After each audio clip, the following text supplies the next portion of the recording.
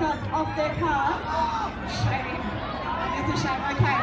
Alright, so if everyone can gather together up the front, on the streets, let's stick together as much as we can.